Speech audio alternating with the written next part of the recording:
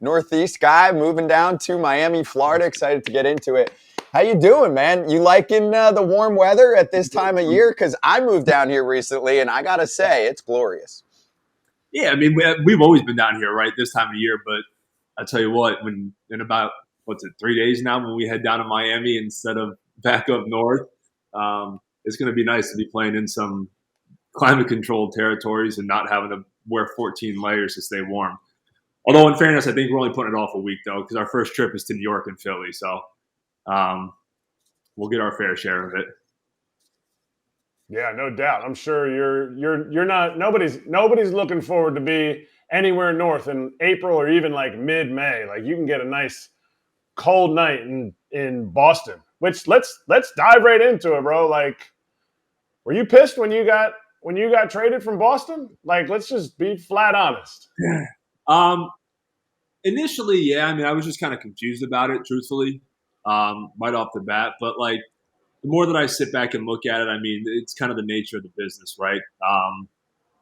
And I've tried to look at it on kind of the positive side of it, right? Like how much, as long as, or as much as I would have loved to spend my entire career there, how many people can say they played 12 years with one organization, right? I mean, it was the only one that I ever played for. So, while yeah, did it suck when it happened? Of course, but listen, I saw 12 great years, and that organization like truly gave me everything that I had up to this point in the game. So, it is what it is, and we're kind of moving forward now.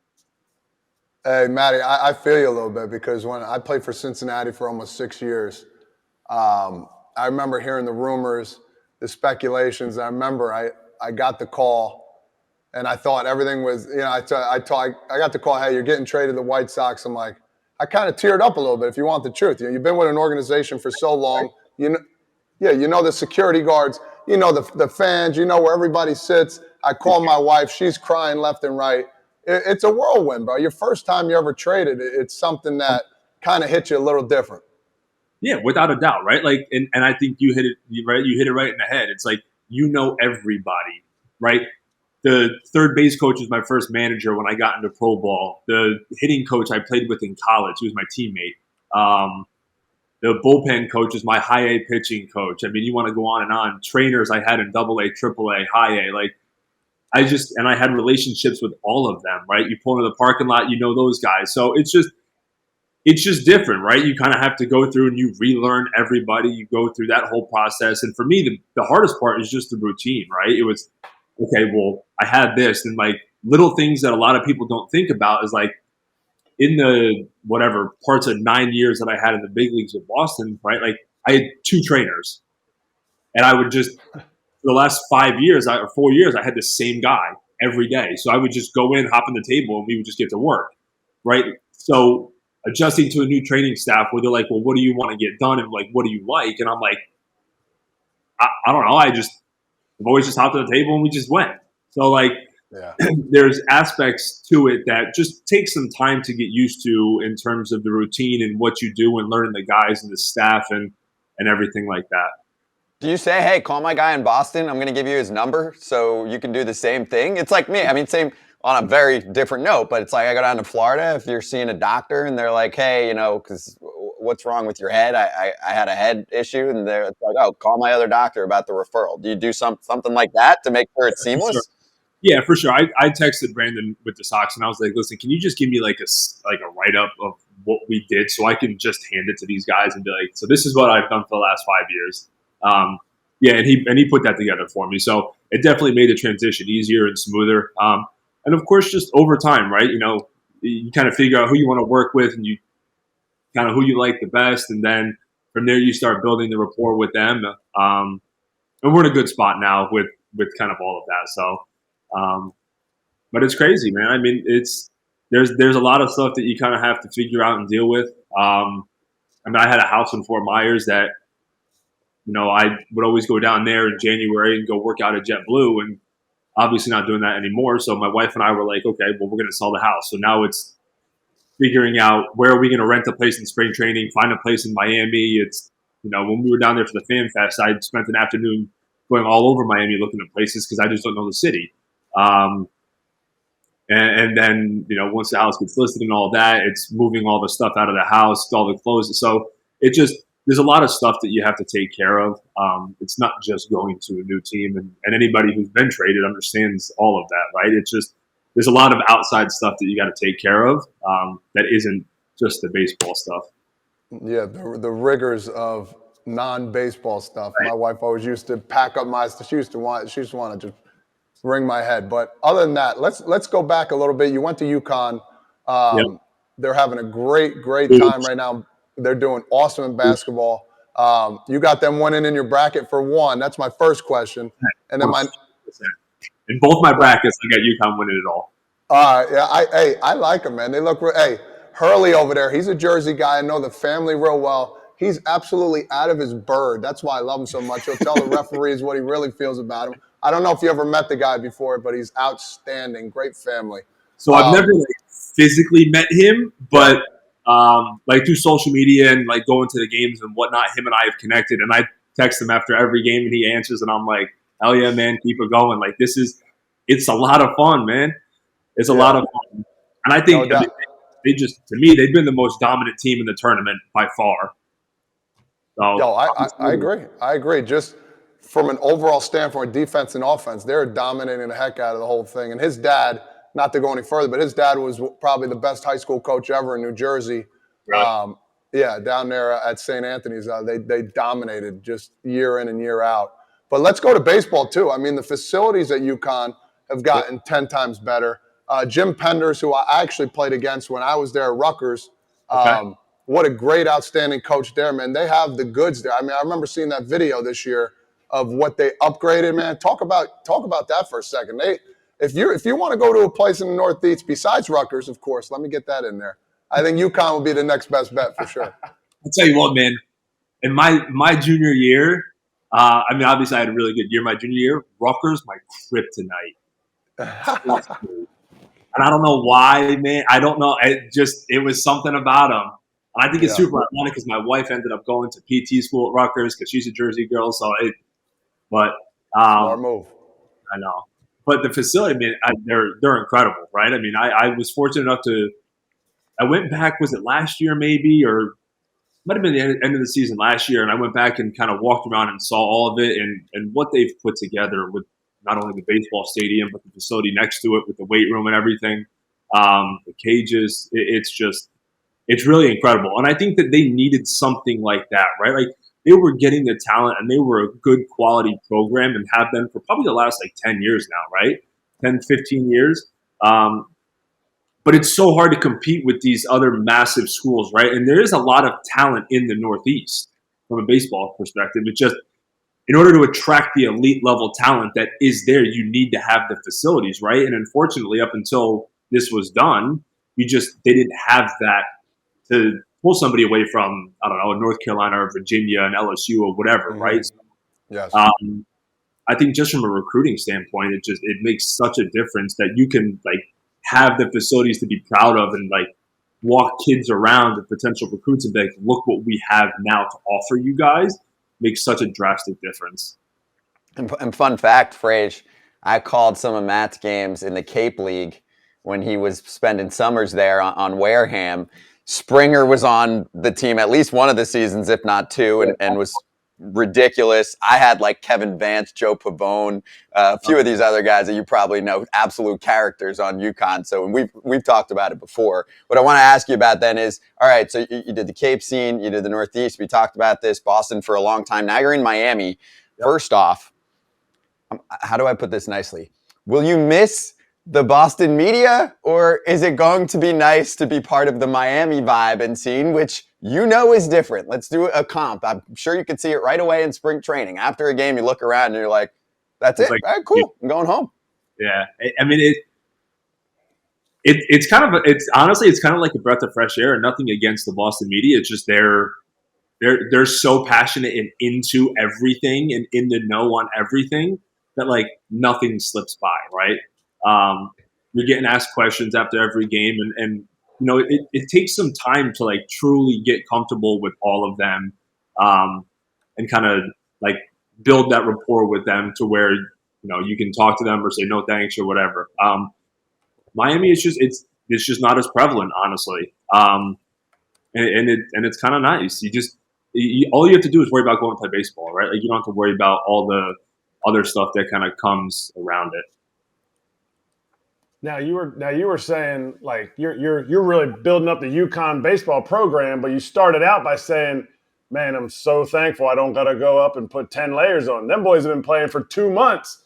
They're outside getting run around. So how do you sell it as an alum? As like if Matt Barnes comes to my son's house and is like, "Bro, Braden, Ethan, we want you to come to UConn because they're on the come up," and they're like, "Okay."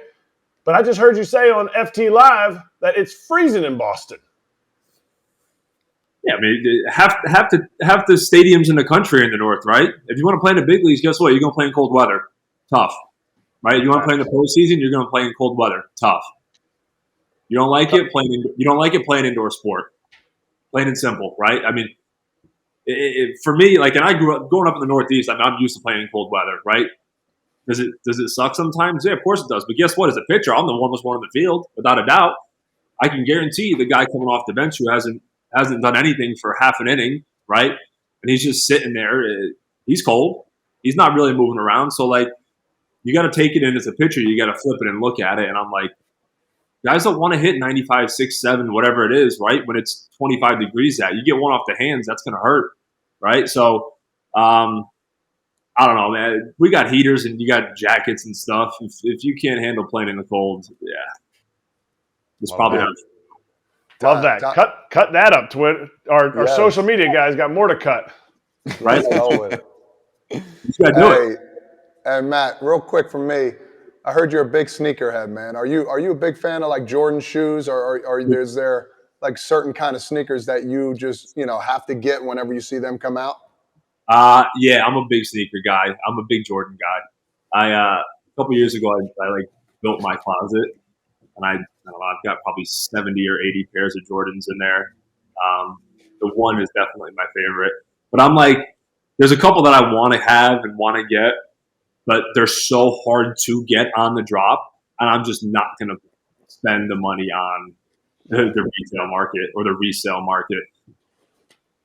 Yeah, let me ask you this. I had a pair on today. I want you to see if you have these in your arsenal here. The Platinum 11s. Yes. Oh, the 11s are my all-time favorite. Really? Concords, Space Jams, like all these. I got about eight or 10 pair of these all in different colors, man. What do you think? These are pretty good to come out too, no? Yep. I like the 11s. I'm a big one guy. For me, the ones are just, it's such a universal shoe that you can wear with jeans or sweats or shorts or whatever. And to me, the one is the most comfortable shoe. Yeah. The most comfortable Jordan. So, but I've got the 11s. I've got the Concords. I've got the regular 11s. I've got the black and red ones. Yeah, I mean, I don't know. I was fortunate enough to play, I played with DP with Price for I don't know how many years. Meet a Jordan guy. He wore 13, so like once or twice a month, he would just come put a box of Jordans in the middle of the clubhouse and was like, "Here you go." I'm like, "All right." Oh, perfect. Yeah. Put some cleats on them too and get out there. Why not? Yeah. So I would just start grabbing them, and I'd be like, "Appreciate it, thanks." And I'd get like 10 or 12 pairs a month. That's awesome. That is awesome. Also, Frage, he nailed it. Like as soon as you brought it up, I don't even know if the shoe hit the full screen. That if was the sneaker hit the full screen, he was like, 11s, let's go. That's unbelievable. That's good analysis right there. You can't like say that you're a sneaker guy and not know what a Platinum 11 is. Like you just have to. Perfect. You know Exactly. what I mean? I was like, Yeah. oh, I don't know. Those look kind of familiar. You'd have called me on it. Love No, that. he nailed it. Hey, one more from me before we let you go. So a fan question from Pepper in Sports said, your Instagram says, quote, slightly above average gamer. So the question is, what games are you playing and how's that going? Because I think the one thing that I want to make sure I hammer home with people is sometimes when I talk to fans, they're like, oh, baseball players, they party, they go out a lot, whatever. I'm like, yeah, they used to. Most of them really don't anymore. They're a little more boring on that front. They're fun to talk to, but they're not going out till 4 a.m. They are playing video games all night, especially on the road. Fact or fiction? Fact. I mean, I literally have a laptop that I travel with a whole separate setup with Ethernets and everything. As soon as I get to the hotel on the road, it's plugged in and we're good to go. But I'm what am I playing? I'm playing the new Call of Duty right now. So, but I'm a big like first person, third person shooter.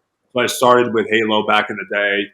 From Halo to Call of Duty, played some Gears of War. Was on the Fortnite kick for a while, and then when Warzone came out, I've been kind of on that for a while. Who's the best? Who's the best that you play against? And you can say yourself, but if you're going up against somebody, who is it? I haven't played with any of the guys here on the team. A lot of the guys in the Sox played Fortnite, and a couple guys played some Call of Duty. But typically, when I play Call of Duty now, I play with, ironically, a couple of years ago, one of my best friends from school, who I played ball with, his wife's cousin is the kid that I play with all the time now. He goes to Villanova. And this kid is absolutely nails. He's incredible. So, I think when we were playing, I don't know what it is in this Warzone, but the old Warzone in Verdansk, we only had like 3.5 KD, which is absurd. That's crazy. Yeah. Oh, yeah. He's that guy. So I always just text him, and I'm like, all right, let's hop on. And I won't play with – and my brother plays – me and my brother play, and some of my other boys from school will all play together. But it's fun. I'm all right. I can hold my own. This is the best way to put it. I'm not the guy who can take like a team of 4 and just go run through a lobby, but I'm a really, really good like second or third player if we have the guy. You know what I mean? Yep. So Awesome. Understand the way the game works. I don't know. There's people who are just so good that, Hey, Matt, drop the mic here. Last thing. Tell Eric right now that the snapback is coming back because they've been bashing me about wearing snapback hats here, and I think you look phenomenal. I got to wear the fitted one here just for today, but I'm bringing it back just like you are. did they ever leave? That's what I'm confused about. I didn't think it ever left. I don't know.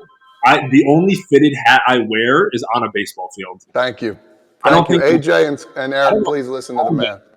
Yeah, I don't know that the only fitted hat that I think I own that isn't a baseball hat is a New York Giants hat. Other than that, they're all snapback or whatever this is. Yeah, no, it's that we call that snapback. That's all. No. Close enough, right?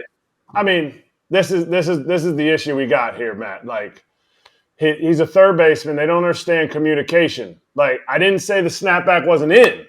I said bald guys can't be rocking no snapback. Like, why? Because it just looks like my eyebrows are trying to touch my neck. And if you see more, like you get to snap, like how you're, like the whole show, you've been like mixing your hat like this. You had it up like that. The hairline's always in. And it's like, it's fresh. It's so nice. But for a bald guy, I can't be getting no snapbacks. Yeah, see, that's fresh. Like you got the beard tight. Bald guys, they're like, you got to cover it all up. You got to cover it all up. So maybe you should get the beard. Maybe the beard will help you transition. Yeah. I feel like beards, I said the other day, I feel like beards are for guys that are trying to cover something up about their face. Like some guys with like a double chin or something. You know, Stop it. you get this one. I don't know that I have that. I don't know. I just had it for a long time, and if I shaved it, I would look like a baby. So maybe that's maybe I feel like it makes me. I don't know. Oh, It makes them look tough. I like it. It looks There's tough. not a bald guy with a nice ass beard. Like there's something about that. Okay. It makes you look tough. Like a bald. Next time you come back on with a nice, like groomed full beard, I'm like, that he's got it. All right. Next time you come on, Maddie, all right. I'll try to grow the beard out. All right. I like it. That's news to me. That's breaking news. Hey, Matt, great to have you on, man. This was really fun. Enjoyed it. Excited to see what you do with the Marlins this season. Would love to have you back sometime. For sure. Absolutely. I appreciate you guys. It's been fun.